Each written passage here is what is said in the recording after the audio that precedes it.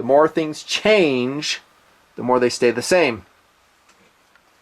At first glance, it seems like a pretty dumb saying that doesn't make a lot of sense. I used to think that when I was younger. But now, with several decades of living under my belt, I see the wisdom in the saying. I understand it. That while the world goes on, changes, it comes back around and it often repeats itself. Facing the same problems, the same predicaments, and on and on. We can apply that saying to the gun world in a lot of ways. The more things change, the more they stay the same. The FN57 in this updated tabletop review here in TMP falls into that category. I did do an initial tabletop review on this gun about 10 years ago. Holy cow, that's a long time. Almost a decade ago, I did initial tabletop first look at the FN57. Had some good things to say about the pistol and maybe some issues that I identified back then. We may revisit some of those because the more things change, the more they stay the same. The handgun is basically the same. It is. In fact, I think I reviewed this same color for the tabletop review. I don't know if I'll leave that review out. It's been out there so long, I'll probably just nuke it and let this one ride. Do all my talking on the FN57. So in terms of the gun staying the same while there has been a tumultuous turnover in the gun market and the combat handgun market, especially, the 5.7 is its own creature. It has remained the same. It has stood its ground, and it's still maintained in the FN catalog, at least as of now, 2017, when I'm making this video. That's good. I'm glad, because there really isn't anything out like it in the market. Maybe I missed it, but I don't think so. You have a combat-oriented handgun. Granted, it was a companion piece to the PS90, chambered for 5.7 28mm, with the quality levels that FN is famous for still being produced. That's excellent. Now, we've seen a wide variety of super cool, innovative, cutting-edge handgun designs come out at all different price levels since I did the tabletop review on this many years ago. Yet, this gun is the only 5.7 28. If we're going to maybe get realistic about the market, it kind of goes back what I said in that tabletop review in some ways, is I expressed some doubt, one, to whether the cartridge would become affordable enough to get widespread acceptance in the market, and then that perhaps a 5.7 was a niche pistol that I didn't really know would adapt to the market, or better said, be embraced by the pistol market.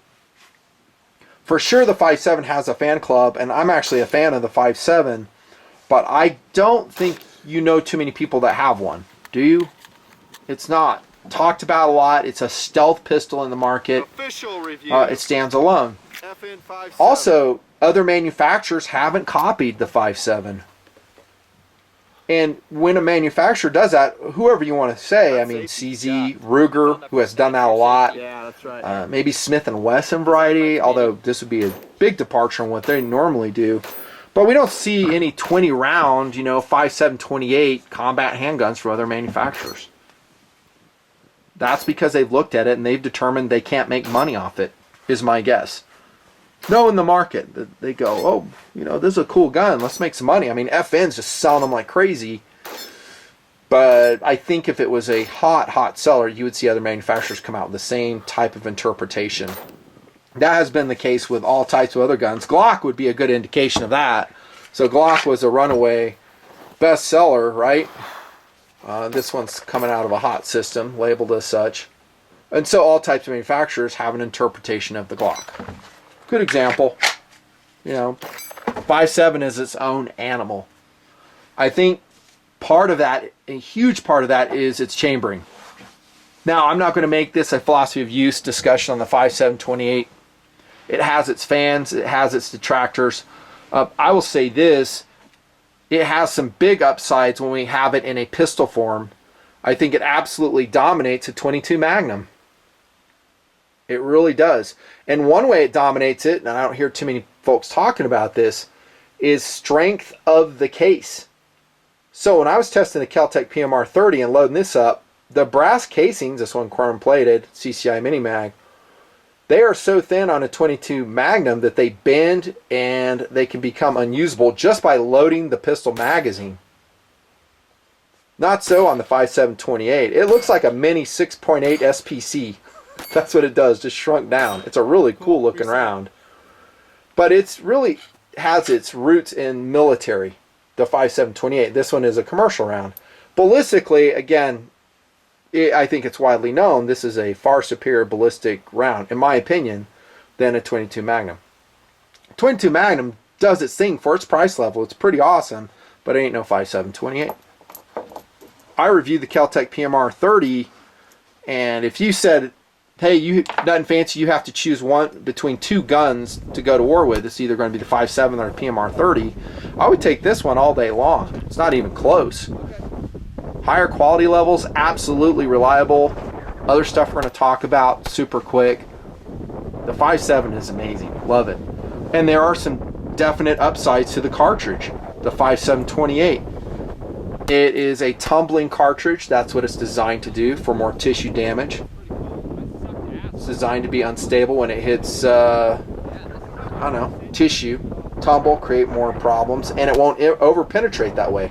So it's traveling at super high speed, tumbles, and it won't hurt a bystander, perhaps behind the bad guy, is one of the thoughts behind the 5.728. It also has some excellent penetration depending on how you load it. Now, FN has some really awesome loads that are very difficult to get, very expensive if and when you can find them, like the SS-195LF, the 198, and some others. I forget their designations. But they're designed to penetrate body armor and ballistic barriers. And it does it well. It doesn't mean it's going to cause the most tissue damage, but it can get through them. Even, I think the SS-197SR can go through ballistic plexiglass. So that's an upside to the 5.728, right? Less penetration. Oh yeah, less recoil too. Less blast. So if someone doesn't like a high recoiling gun, 5.728. Awesome. Long range performance. Very little bullet drop. It's just really flat shooting. It's like a laser, the 5.728. Big upside to the cartridge. And yet here we are looking at one pistol in the market essentially that is serving that caliber, the FN57. So the more things change, the more they stay the same.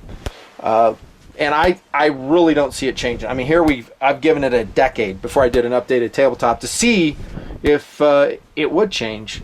Now, I would say this, that the price for 5.728 has come down. I mean, it's not insane for kind of plinking fodder quality. And I shot a lot of this in the test, the 5.728 American Eagle. And I went online tonight, and you can find this snapshot in time for less than $17. 40 grain. FMJ. It's not a defensive load, but it's a good plinking load. But a lot of places will sell it for a lot more than that. I mean, here it's $26. So it's not inexpensive. And in a pistol format, though, it makes a lot more sense. When we talk about a PS90 or a rifle format, then I think a lot of people, and rightly so, would go, why would I go with 5.728 versus 5.56? Including me, by the way. Include me in that group. I mean, I can train better with 5.56. It's extremely versatile. It will do better penetration than this. Says me. Love it. But in a pistol, it makes a lot of sense. Especially when you have 20 rounds, and that's where we're going to start on the features review of the 5.728. That's substantial in a high-quality magazine. Now, I talked to my friend Ray, and he has known friends. He said that they've had breakages on the feed lips. But in shooting this, I didn't see that problem. It seems like a pretty high quality polymer magazine. Let's see if there's any pinching issues as we insert it. That's what he said. And what I'm talking about is we're hands in the way, and can we get our fingers pinched? And the answer is yeah, you can right here in the front. But I'm usually wearing gloves. I didn't see that too much. Look at that perfect grip right there. That is almost ideal. I mean, it's comfortable. I wouldn't have to change anything about that. It has a blocky traction surface just like on the FNS. Dude, I love it. And I said that back, I think, in '08 as well. It was just as good back then. I think there have been a couple generational improvements on the 5.7, but the pistol grip itself is perfect, as is the magazine button, which is swappable to the right side. Reminds me of a G34-35 mag button, about the same elevation, non-obnoxious. I didn't accidentally drop a mag. Made of metal. That's a nice mag button. And if I didn't say it was awesome back in '08, I'm saying it now. After shooting it, I like it. I mean, it's right where I want it to be. It almost allows me to index the gun as well. I love the trigger shoe on the FN57 as we continued the features review. Metal, got some vertical striations in it. So there's not going to be any trigger flex here. You don't have any paddle systems or trigger safeties to worry about. This is not a striker fired pistol. It's a concealed hammer pistol, as we'll see perhaps if I field strip it. Let's check the pull on it. Oh, and this is one thing I hate about the 5.7. Magazine disconnect. Wah, wah. Well, you can or I should take that out. I did look it up, and there's some dudes that have a bunch of information about how they took out the magazine disconnect in their 5.7s. Although I did see they were complaining that the magazines wouldn't drop after they're done shooting. So there's a lot of information out there. It just seemed like more hassle than it's worth. It really perplexes me why FN would do that, by the way. Why would you put a magazine safety in this style of handgun? I don't get it. But to test the trigger, we have to put the magazine back in its stock form. And let's see where it pulls. The trigger, I wouldn't say is amazing, but it's really crisp and it's very, very predictable. And you are able to shoot the FN57 extremely quickly with it. I pulled that one at 7.4. Usually I can get about 6.5 out of it. Let's see if I can do that here on camera. Oh, sub 6. That's even better. So we'll call it 6 pounds. 6-pound trigger. And let's check reset on it. I hate doing this with the magazine in, as usual. Oh, and here's something. We'll get to that in here a second. The confusion on the controls. If you have a 5.7, you'll know what I'm talking about. This is actually the safety here. This is the slide release right here.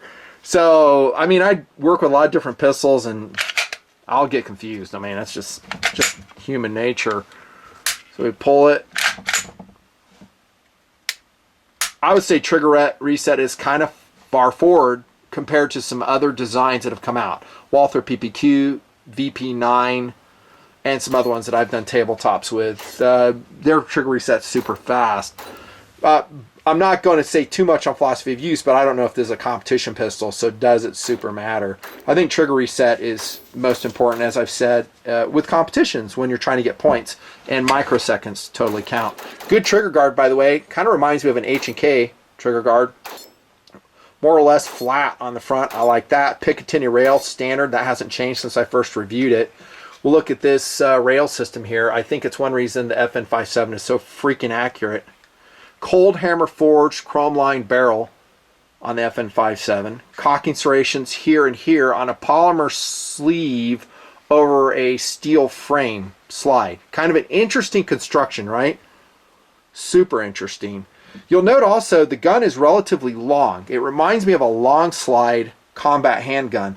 I measured this tonight at 7 3/4 inches, and the Glock is going to be, I have hot on here just as a reminder it's loaded.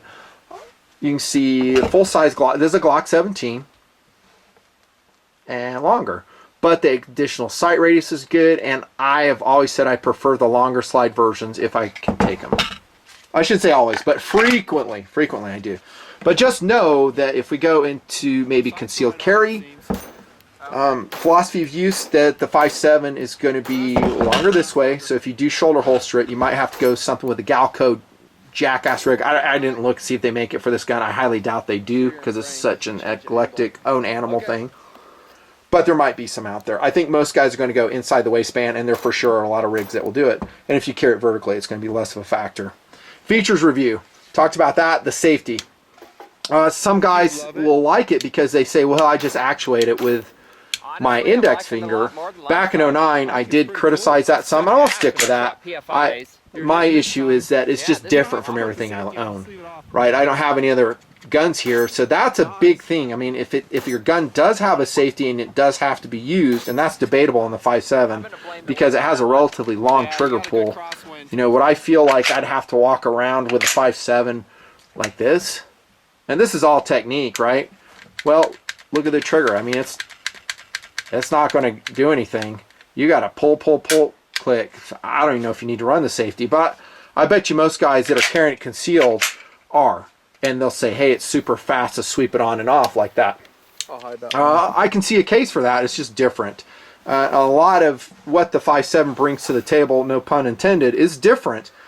And I'll say this, like the chambering. I mean, the chambering is different. And when we get to the question, hey, would I buy it? That is a big factor, the chambering. And same for the indexing the safety. Train. Sights are excellent. They almost look like they'd be suppressor sights.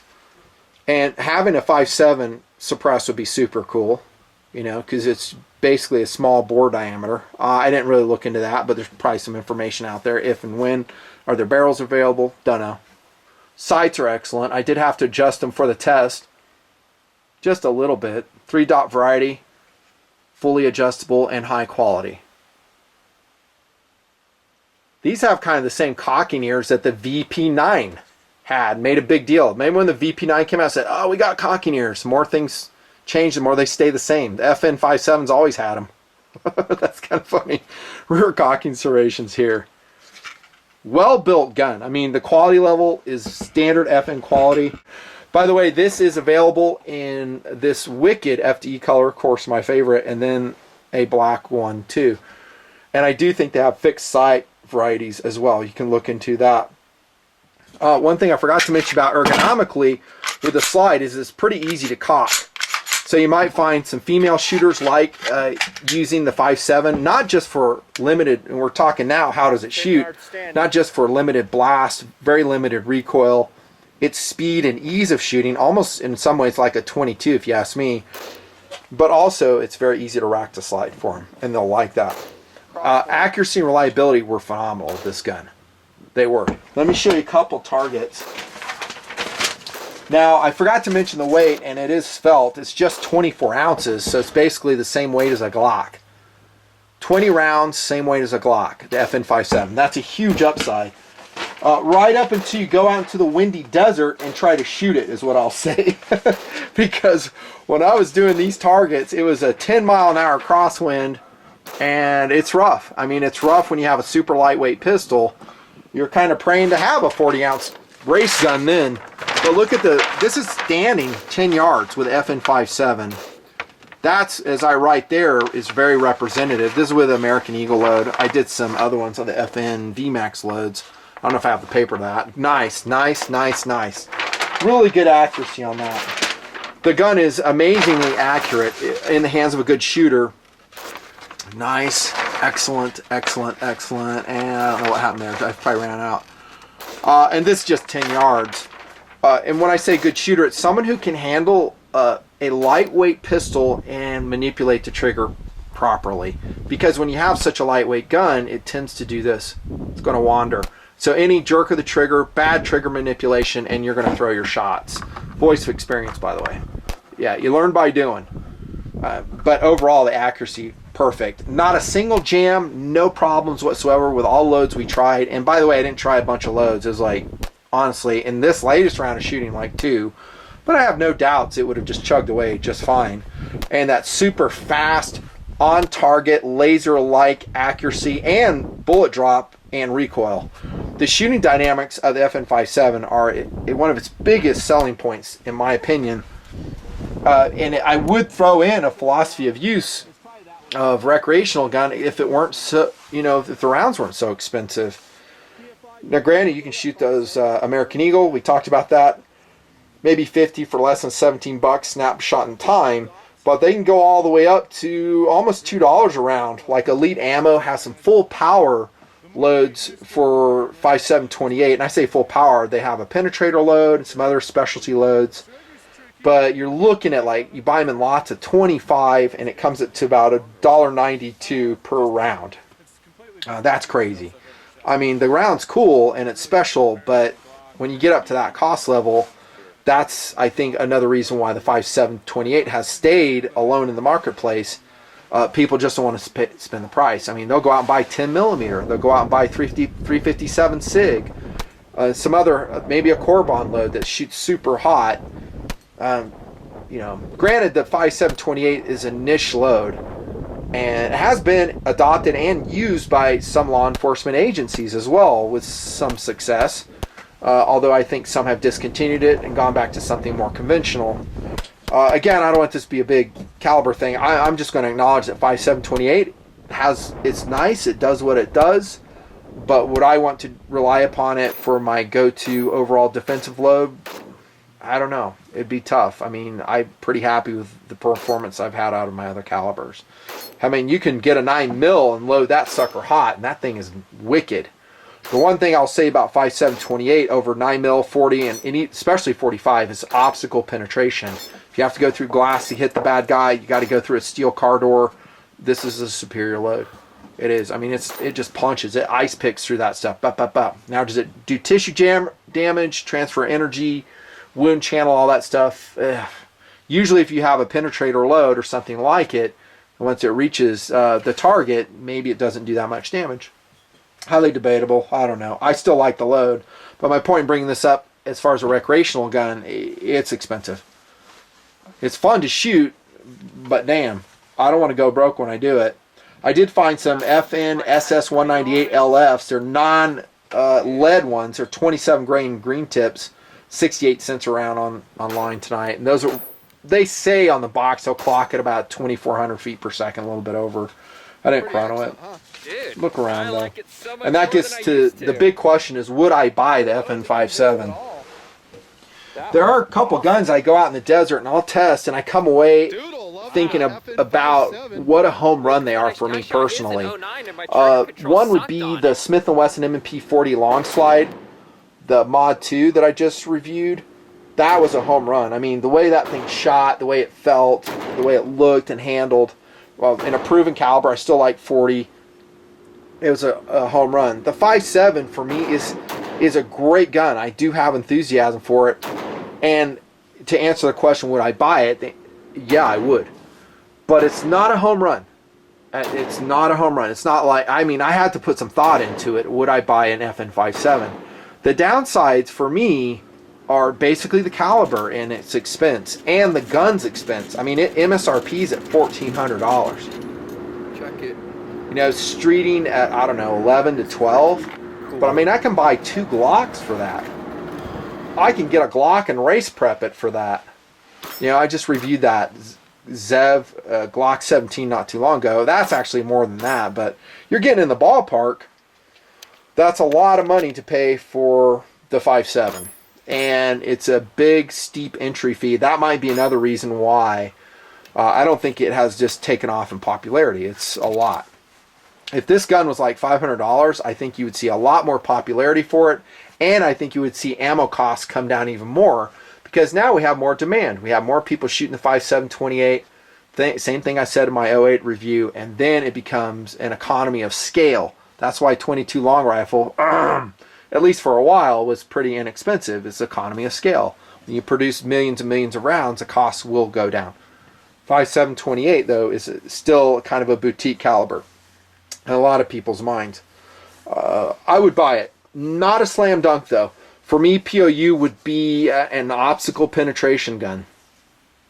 If I knew I had to go through some glass and there were such shots like that, then I would think about it. I don't know if I'd slam dunk it.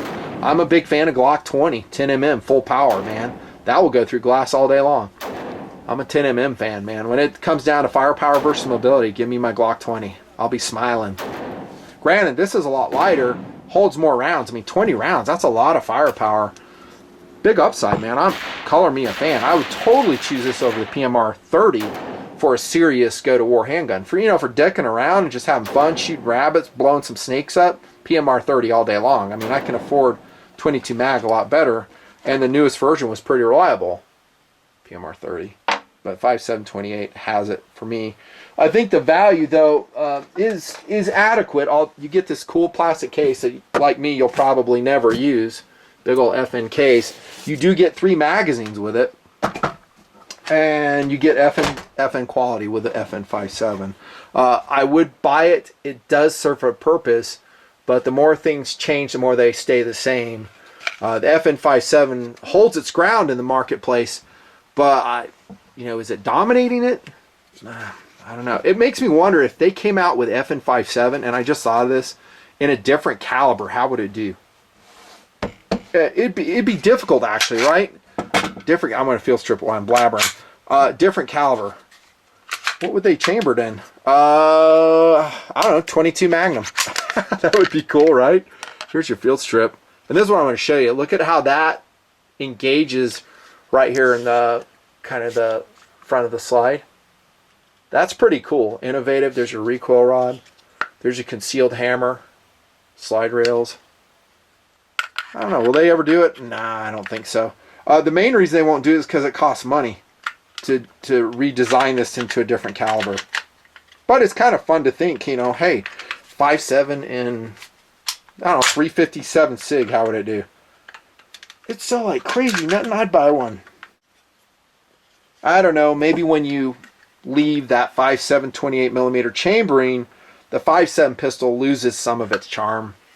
Because then it's competing against the Glocks, the Springfields, the CZs, the H&Ks. I don't know. Maybe it would be good. Oh, by the way, here's the slide construction I was mentioning before. So we have a steel inner, polymer exterior, kind of cool. And make sure that doesn't tilt when you're putting it back together, because voice of experience, you won't be able to put it back together. I like that stabilizing rail on there on the front. It's kind of a cool construction feature of the 5.7. So cool gun, nice caliber, still not available at Walmart though. In the end though, I would buy a 5.7. It's a great niche gun, and I think a lot of people love theirs. Nutnfancy.